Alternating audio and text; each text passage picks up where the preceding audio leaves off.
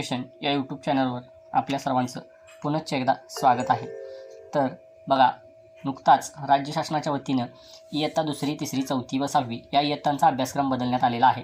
तर बघा, इयत्ता दुसरी नवीन अभ्यासक्रमामध्ये पाऊस नावाची एक कविता आहे आणि त्या कवितेचा जो स्वाध्याय आहे तो आज आपण प्रश्नोत्तरे स्वरूपात पाहणार आहोत। तर अजूनही आपण आमच्या यूट्यूब चॅनलला सबस्क्राईब केलेलं नसेल तर सबस्क्राईब करा। तर चला आपण व्हिडिओला सुरुवात करूया। तर बघा, प्रश्न क्रमांक 1, उत्तरे लिही।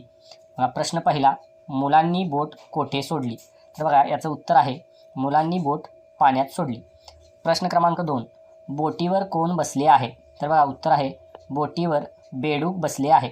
प्रश्न क्रमांक 3, वीज कोठे चमकली? उत्तर, वीज आकाशात चमकली।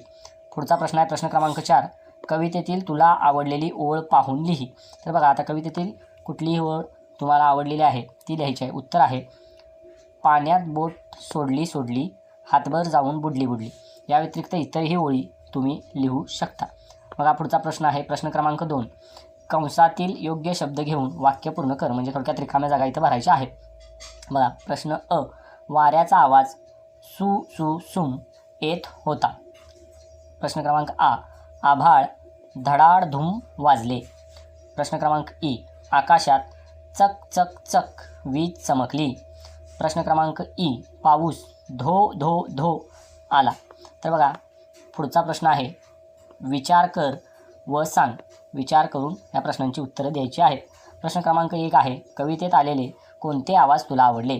तर बघा, याचं उत्तर आहे कवितेत आलेले धडाडधूम, सुसुसुम, डरावडुक डरावडुक, सो सो सो हे आवाज मला आवडले।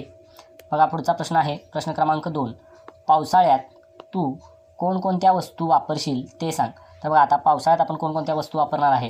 तर उत्तर आहे पावसाळ्यात मी रेनकोट, छत्री, इरले या वस्तू वापरेन। त्याचबरोबर पावसाळी बूटसुद्धा मिळतात, त्यानुसार आपण उत्तर बदल करून लिहू शकता। पुढचा प्रश्न आहे प्रश्न क्रमांक 3, पाऊस पडल्यावर तुमच्या आजूबाजूला कोणकोणते बदल होतात? तर बघा, पाऊस पडल्यानंतर कोणते बदल होतात याचं उत्तर आहे पाऊस पडल्यानंतर सगळीकडे हिरवळ पाहायला मिळते, बेडकांचा डराव डराव आवाज ऐकू येतो, सगळीकडे पाणी पाणी पाहायला मिळते। अशा पद्धतीनं पाऊस पडल्यावर आपल्या आजूबाजूला बदल होतात। तर बघा, पुढचा प्रश्न आहे खेळू या शब्दांशी। तर काय म्हणलेलं आहे कंसातील योग्य शब्द घेऊन दिलेल्या शब्दांचा यमक लिही। तर बघा, अ प्रश्न आहे पाणी, पाणीला यमक जुळणारा शब्द आहे पाणी गाणी। बघा, प्रश्न क्रमांक आ, वारा, वाराला यमक जुळणारा शब्द आहे वारा गारा। प्रश्न क्रमांक ई, जिकडे, जिकडेला यमक जुळणारा शब्द आहे तिकडे जिकडे तिकडे। बघा, प्रश्न क्रमांक ई, सोडली, सोडलीला यमक जुळणारा शब्द आहे बुडली सोडली बुडली। तर बघा, पुढचा प्रश्न आहे शोध घेऊया। तर बघा, परिसरात जाऊन निरीक्षण कर, परिसरात खालीलपैकी कोणत्या गोष्टी दिसल्या त्या समोरील चौकटीत बरोबर अशी खूण कर। तर बघा, पावसाळ्यात हिरवेगार गवत, तर बरोबर चिन्ह, कारण पावसाळ्यात आपल्याला हिरवेगार गवत दिसतं। आ, साचलेले पाण्याचे डबके, पावसामुळं ठिकठिकाणी पाण्याची डबकी तयार झालेली असतात। बेडूक, पावसाळ्यात बेडूक आपल्याला पाहायला मिळतात, त्यांचा डराव डराव असा आवाजसुद्धा आपल्याला ऐकायला मिळतो।